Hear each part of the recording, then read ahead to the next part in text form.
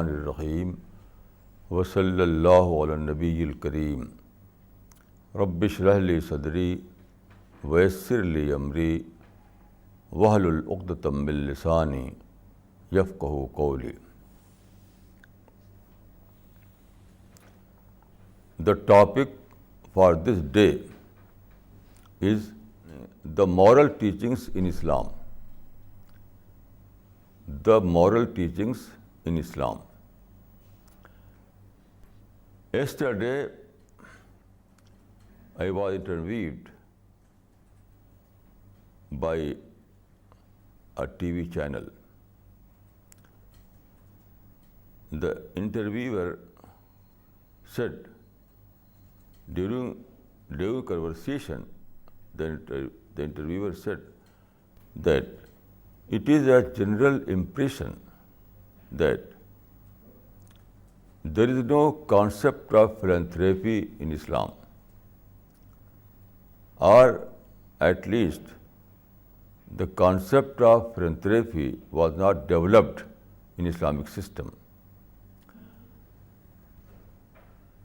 I said that this is a misunderstanding.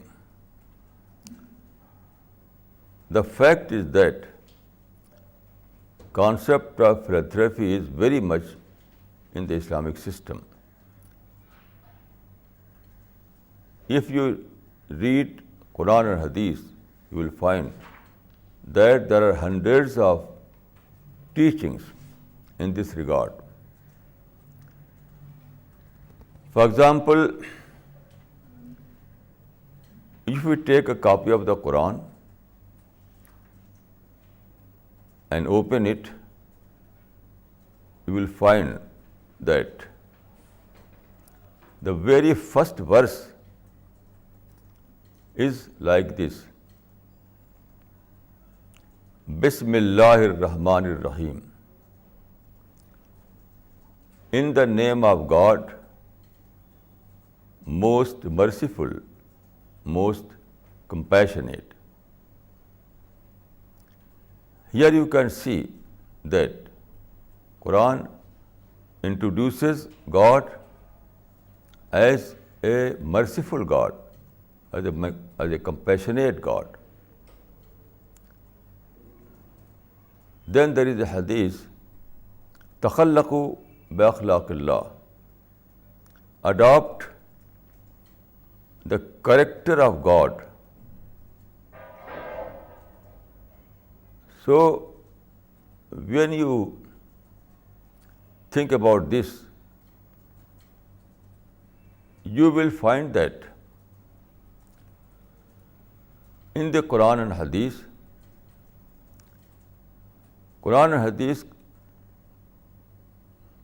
give great emphasis on the philanthropy. You know, the genesis of philanthropy is mercy and compassion, and this is the basic teaching of Islam. There is a hadith, irhamu man fil ardi yarhamukum man fis sama. Irhamu man fil ardi yarhamukum man fis sama. Be compassionate to mankind, and God will be compassionate to you. Here you can see that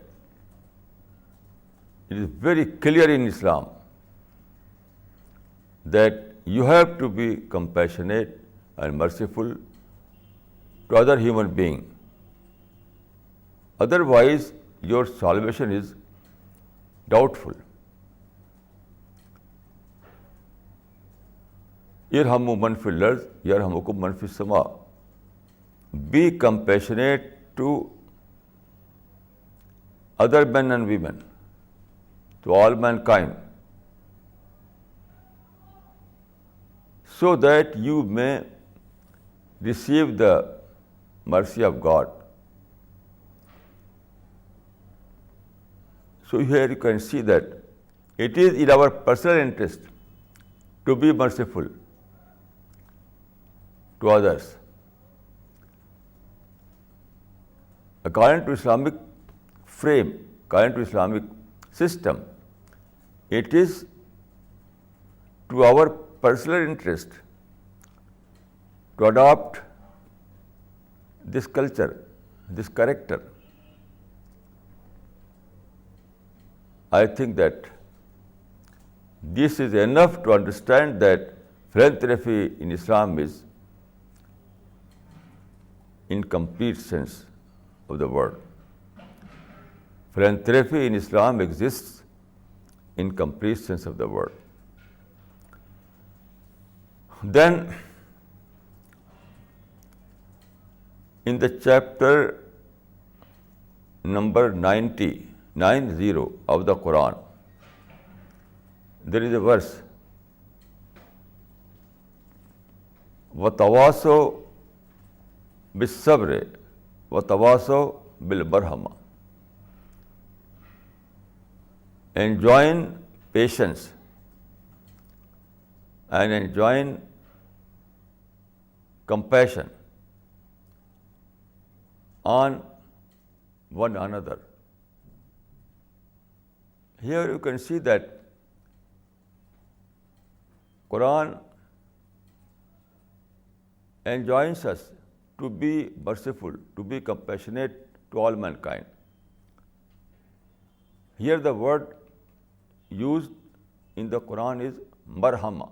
All the commentators tell us that here marhama means shafqat alal khalq or rahmat alal khalq. Al marhama means to be merciful to all mankind. The word is not rahmat alal Muslim. Here the word is not rahmat alal Muslim, but rahmat alal khalq, rahmat alal ibad. Some commentator has explained it in these words, ar-rahma alal ibad. So, وَتَوَاسَوْا بِالْحَقِّ وَتَوَاسَوْا بِالصَّبْرِ وَتَوَاسَوْا بِالْمَرْحَمَةِ means that you have to be merciful, you have to be compassionate to all mankind, to all mankind. Then here Quran has bracketed patience, sabr, with marhama. Why? Because it requires patience. Otherwise you cannot adopt the character of mercy, character based on mercy. Because every time there are some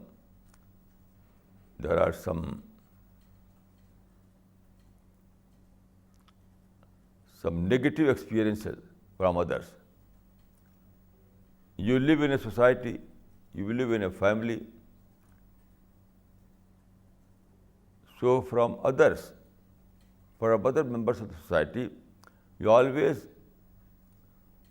experience some negative character.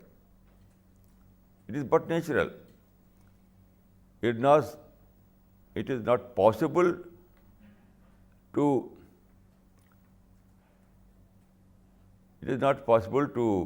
live in a society where there is no problem, there is no negative experience. It is not possible. Living in society is like living in thorny bush. Living in a human society is like living in a thorny bush, living with rose flowers. You know, with every rose flower there are thorns. So this is the example of society, of human society. So it requires sabr, patience. Otherwise, you cannot follow this teaching. If you want to be merciful, if you want to be compassionate to others, you have to be patient. You have to be tolerant. It means that according to Islamic teachings, it is a unilateral character, not bilateral. Islamic concept of mercy or compassion is a unilateral character. It is not bilateral. From the other side, you always receive some negative experience. But you have to be merciful. You have to ignore all those things. You have to be patient. This is very important. So Quran at one side enjoins us to be merciful, to be compassionate, and at the same time Quran enjoins us to be patient. وَتَوَاصَوْا بِالصَّبْرِ وَتَوَاصَوْا بِالْمَرْحَمَةِ. Without sabr, there is no rahmat. Without patience, there is no compassion. So it is very important. Then there is a hadith, وَمَنْ لَمْ يَشْكُرِ النَّاسِ لَمْ يَشْكُرِ اللَّهِ. One who fails to acknowledge man, he will fail in acknowledging God. It's very important. If you fail to acknowledge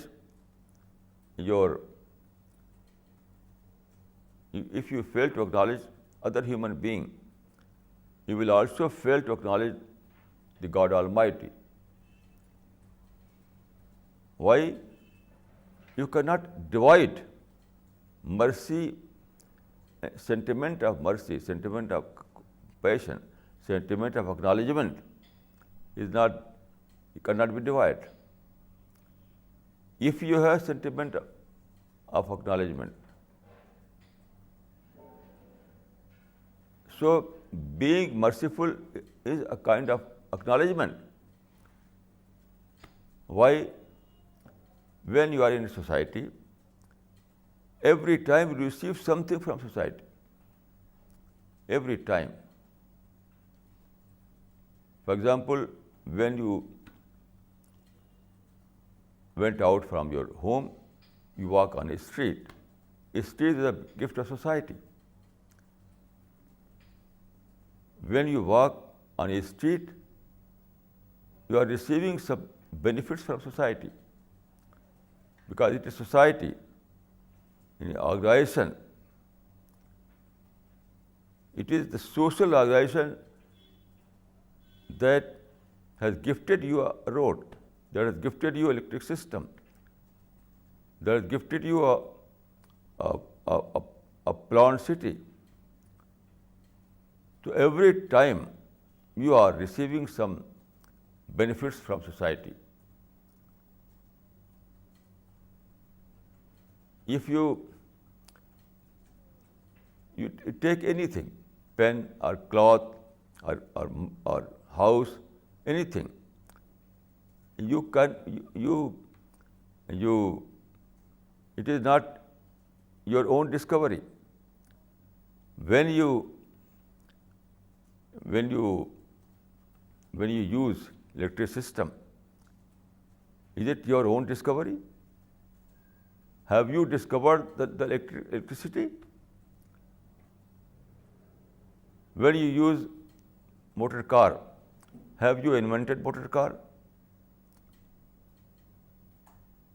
When you use cloth, have you invented modern cloth mills? So anything you use in this world, that is a gift from society, gift from humanity, gift from civilization. So man in this world lives between two kinds of gift. Natural support system, like sun and moon and stars and planet Earth. All these things are gift from nature. So it is natural support system. Then there are numerous things that you receive from mankind or from civilization, like plant city, like motor car, like communication, like all those things that you use in your life, that are a result of long endeavor, long struggle made by the society, by the civilization. So you live between two things, civilizational support and natural support. Without natural support, you cannot live. Without civilization support, again you cannot live. So this is the meaning of that hadith. Man lam yashkur nas, lam yashkur Allah.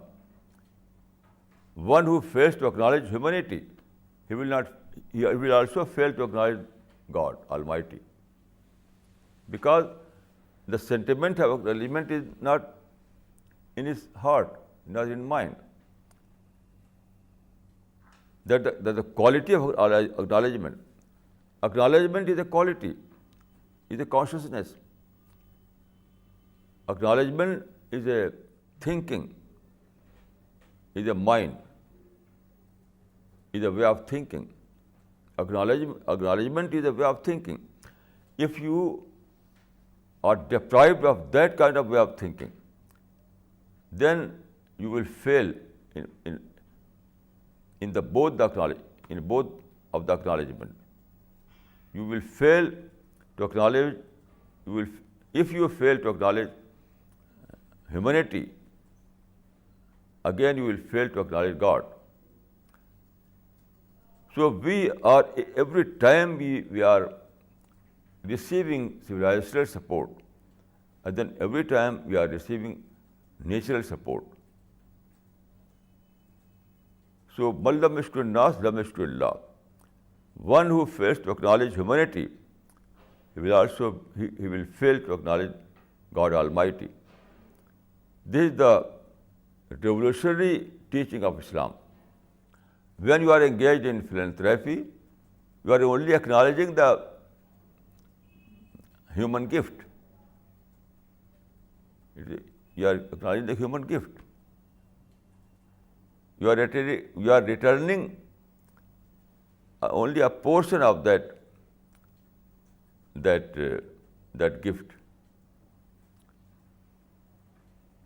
Then Islam has linked philanthropy or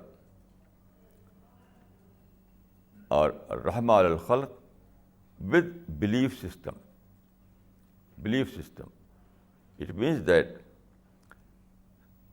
moral conduct in Islam is not simply a social conduct. In other system, moral conduct is simply a social conduct, social behavior. That's all. But in Islam, it is a rewardable conduct. In Islam, it is linked with the Day of Judgment, with hell and fire, with hell and it is linked with hell and paradise. If you adopt that system, if you are useful for others, if you live in this world as a giver person, if you are giving people your blessing, your mercy, then you will be rewarded paradise in the hereafter. So, according to Islamic teaching, moral character is linked with the Akhirah character, with paradise. It is very important. This gives you great motivation, great incentive. In other systems, there is no such incentive. In other system, moral character is simply a social character. Social character. But in Islam, it is a paradise character. It is linked with paradise. Paradise means eternal place of eternal happiness. So this gives you great impetus, great incentive, great motivation. So in this sense, Islam emphasizes, there is a great emphasis on a great scale. So then I would like to tell you that according to this principle, there are some institutions also. Muslim society developed many institutions in this regard. For example, Waqf al-Allah and Sadqa Jariya and Madrasa. All these things are institutionalized way of philanthropy. Institutionalized way of philanthropy. What is Waqf al-Allah? Waqf al-Allah means Waqf al-Khalq. When you dedicate your property for all mankind, that is Waqf al-Allah.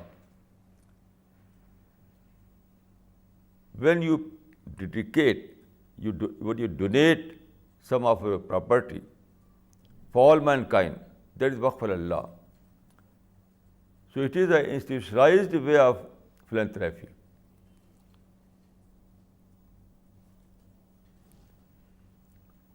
It is doing philanthropy by way of organization. And in the history of Muslims, in every period, there were so many awqaf al-Allah, thousand awqaf. Even today there are many awqaf. So what is Waqf al-Allah? Waqf al-Allah means Waqf al-Khalq. Waqf al-Khalq means to dedicate some of our property for the benefit of mankind. So this is a institutionalized way of philanthropy. Then Sadqa Jariya. What is Sadqa Jariya? Sadqa Jariya means donating something which is beneficiary, donating something which is useful for man, generation after generations. For example, if you build a road or a well or anything that is used by common people, like bridge. So this is Sadqa Jariya. If you build a bridge, it will be useful for people generation after generation. That is Sadqa Jariya. It was also an institution in the Muslim society in every age, in every period. In every period you can see that there are Muslims were engaged in this institution. that is Sadaqah Jariyah. Then what is madrasa? Madrasa is also Sadaqah Jariyah or philanthropy. The concept of madrasa is to empower people. It is youth empowerment. Madrasa means youth empowerment. You need to educate youth, to empower youth, to make them able to cope the problem of life. This is madrasa concept. Previously, every community was taking admission in madrasa. Now, generally Muslims are admitted in madrasa, but in previous years it was not. In India, Dr. Rajendra Prasad was educated in madrasa. Many old Hindus will tell you that we were educated in madrasa. So madrasa was also a kind of youth empowerment through education. Because education means making one, enable one to live in a society, to find a successful base in the society. So it is youth empowerment. Madrasa means youth empowerment.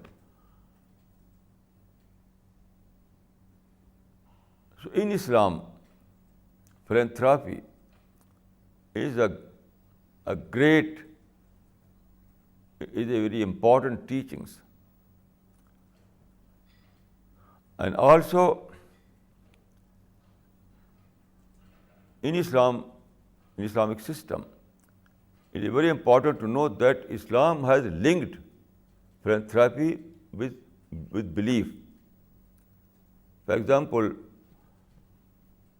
once there was a servant with the Prophet of Islam. So one day he said to his servant, and he failed to do the job. The Prophet became angry. He said, لولا خشية القبض لأوجعتك بهذا السواك. It means that I fear that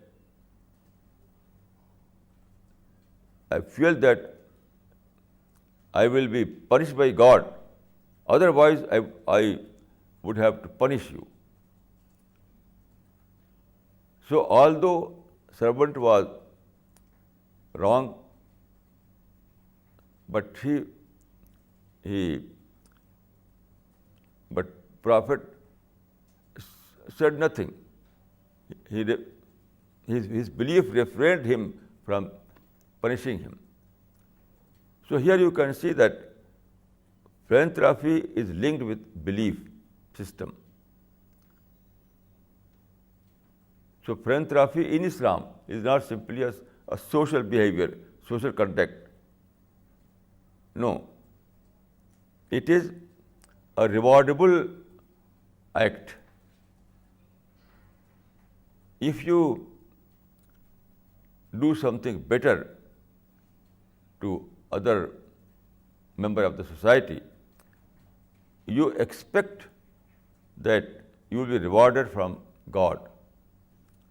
You will be rewarded paradise.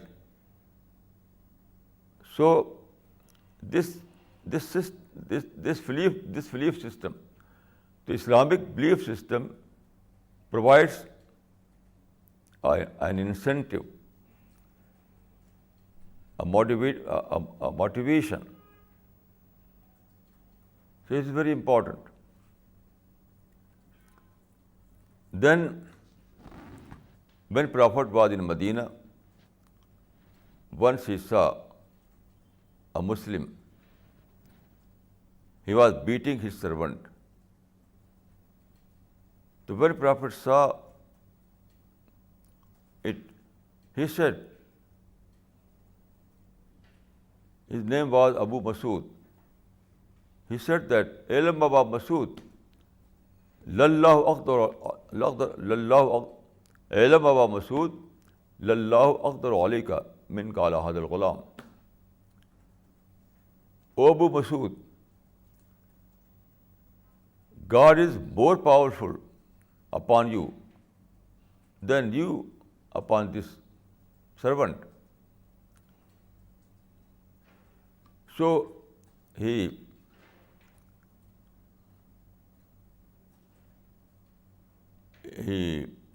left that servant and said, I'm sorry, forgive me. This is the power of Islamic teachings. Power of Islamic teachings. In Islam, philanthropy is linked with the hereafter, with the day of judgment. Thus, Islamic belief system provides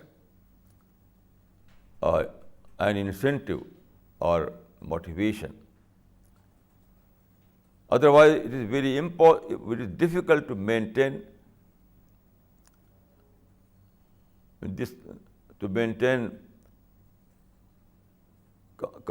compassionate culture in a society, because every time there are some kind of bad experience, some kind of negative experience. Then Islamic belief system wants to pay respect all mankind, want to respect all mankind, not only for Muslims, but all mankind. Here I would like to refer an event. When the Prophet of Islam migrated from Mecca to Medina in 622, at that time there were some Jewish tribes in Medina at that time. So what happened? One day the Prophet saw a funeral procession, julus-e-janaza, a funeral procession passing through a street in Medina. On seeing the funeral, Prophet stood up in respect. On seeing the funeral, Prophet stood up in respect. One of his companions said, O Prophet, it was funeral of a Jew or funeral of a non-Muslim, not a Muslim.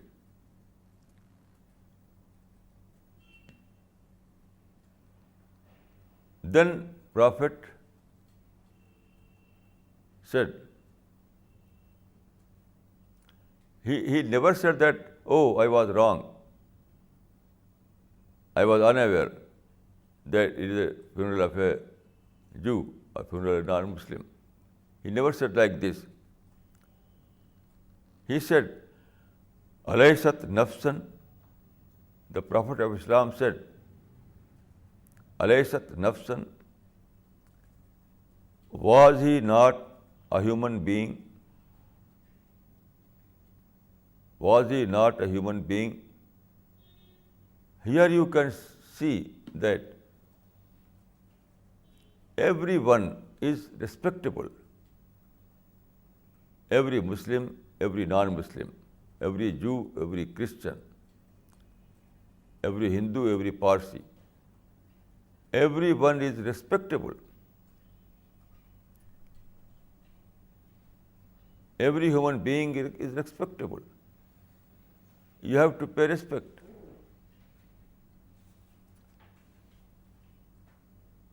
So you see, you know that in a society, in a healthy society, it is must that everyone must be regarded as a respectable person. Every man or woman must be regarded as a respectable person. If he is a man, then he is respectable. You know, the Prophet of Islam performed the Hajj before his death. He performed a Hajj that is called Hajjatul Wada in history. Hajjatul Wada. It was only 2 months before his death. So, in this Hajj, he addressed the people. There was a large gathering in Arafat. Arafat is a vast field near the mountain Arafat. So, Prophet addressed a large gathering over there.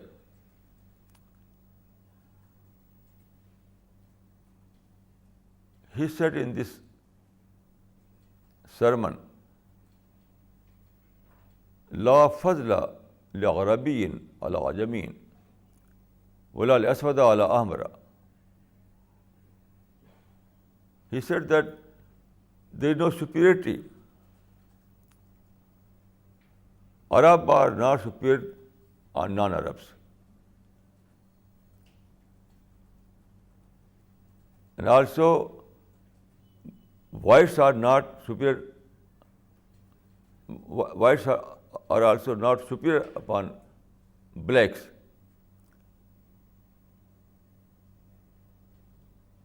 لا فضل لعربي على عجمي ولا لأسود على أحمر. There is no superiority for Arab. There is no superiority for white people. There is no superiority for kings. There is no superiority for wealthy people. No. Everyone is respectable. Everyone is respectable. Irrespective his creed, his rank, his creed, his color, his culture, his religion, irrespective of all these things. He is respectable. If he is a man, then he is respectable. This is the base of philanthropy. It is the base of moral behavior. When you feel that all men and women are equal, then this thinking or this sentiment compels you to treat people as an equal. Equality is the basic of Islamic teachings. The Prophet of Islam used to rise early in the morning, and after morning prayer, he used to say, Allahumma ashhad anna al-ibad kullahum ikhwa. O God, I bear witness that all men or women are equal. All are sisters and brothers to each other. This was not only a sermon, This was a declaration by the head of the state. At that time, Prophet was the head of the state, and as a head of the state, he declared that everyone is equal. This feature of Islam is recognized by all scholars, all historians. It is so obvious that all scholars have admitted it. Here I would like to say that I would like to quote one reference. Swami Vivekananda was a great scholar of India. He was a great son of India. He was authority in Hinduism. So Swami Vivekananda writes in one of his letters that discussing this problem of equality, he says in his letter that if ever any religion approached to this equality, it is Islam and Islam alone. It is the verdict of Swami Vivekananda. If ever any religion approached to this equality, it is Islam and Islam alone. So equality is the basis of Islamic moral system.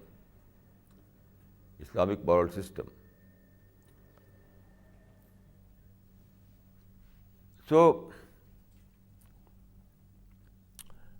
if you read Quran and if you read Hadith, you will find hundreds and hundreds verses and sayings in this regard.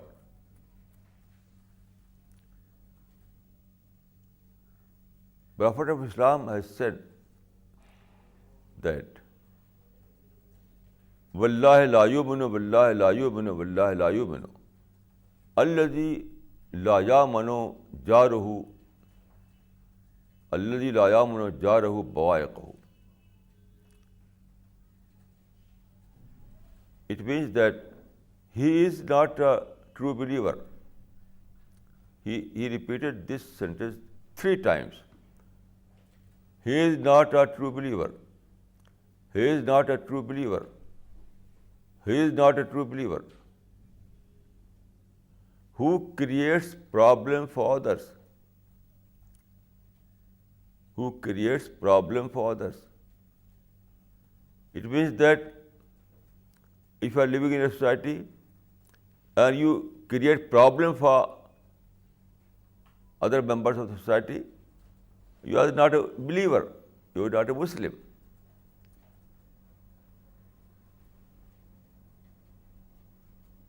So according to Islamic teachings, every believer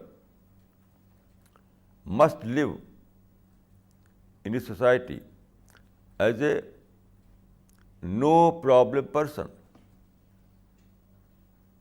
as a harmless person. Every believer must live in society as a harmless person.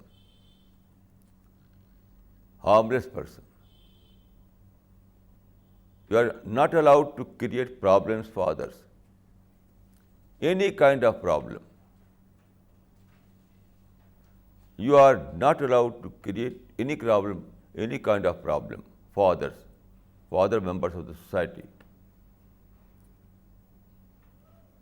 It is a true philanthropy in Islam.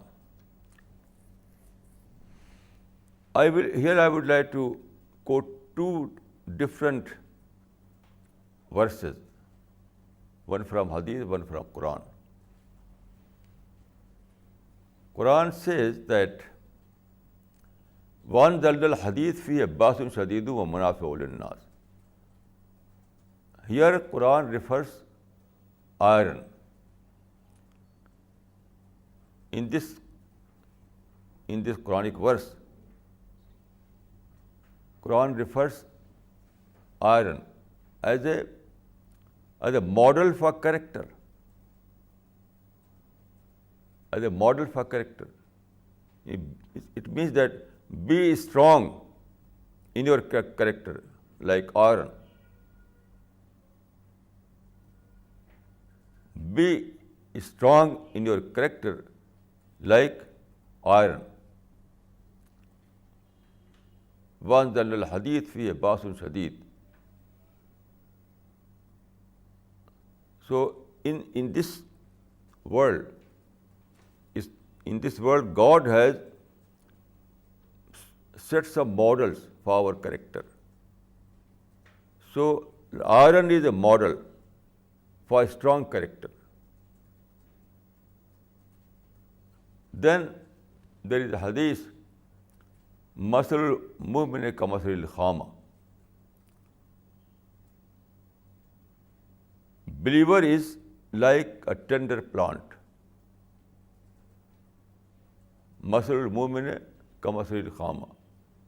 Mu'min is like a tender plant.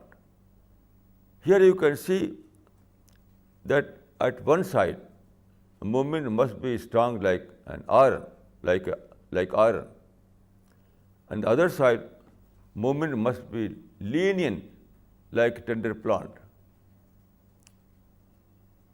It's very important to understand this.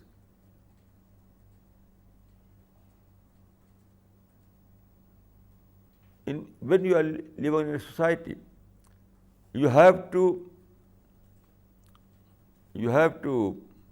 adopt a principled character strongly. You have to live as a principled person. You have to live very, very strong person in terms of character, in terms of morality. But at the same time, in terms of mercy, in terms of compassion, you have to be lenient, like tender plant. So in terms of principle, in terms of principled character, you have to be like iron. And in terms of mercy and compassion, you have to be like a tender plant. These are true teachings of Islam. The same teaching you will find in the sayings of Jesus Christ, Prophet Jesus. He said that this you can see in Bible, in the New Testament. He said that be clever like a serpent. Be clever like a serpent and be innocent like a pigeon. Be clever like a serpent and be innocent like a pigeon. This is the true character of a believer. Believer is a strong person, but at the same time, believer is a lenient person. And you know, both is required in a society. In a society. Now, iron, who is Iron Man? Who is Iron Man? I think that Iron Man is a predictable person. Iron character means you are a predictable person. One can predict your behavior. Iron is a predictable element. Iron is very, very strong. So iron is a predictable element. You can predict that if you built a bridge using iron, then it will last for centuries. You can predict. So Iron Man means predictable person, having a strong character. So at one side, believer is a strong person. Believer is a predictable person.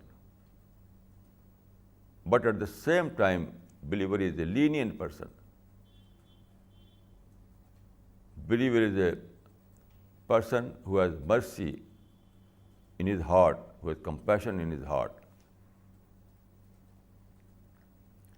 Once a man came to the Prophet and asked, "O Prophet, give me a master advice by which I may be able to manage all the affairs of my life." Prophet said, "La taghzab, don't be angry. Don't be angry." It means be merciful to all mankind. When you are angry, then you are not merciful. So he said, "La taghzab, don't be angry. Behave, live in a society without anger, without harsh character." So La taghzab means you have to live in a society as a merciful person, as a compassionate person. Your character must be a friendly character. Friendly character. When someone provokes you, someone shows enmity against you, then don't react negatively. La taghzab means that when someone provokes you, someone misbehaves,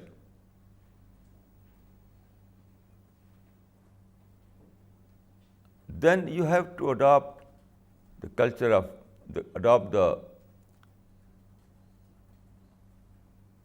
then you have to be merciful. Don't react negatively. This is the meaning of La taghzab. So at one side, believer is a strong person like an iron. But on the other side, believer is a lenient person, merciful and compassionate to everyone. This is a true picture of a believer. There is a hadith. The Prophet of Islam has said, "Ittaqillah haysama kunt, wa ashrin nas bi khuluqin hasanin." Ittaqillah haysama kunt, wa ashrin nas bi khuluqin hasanin. It means that fear God.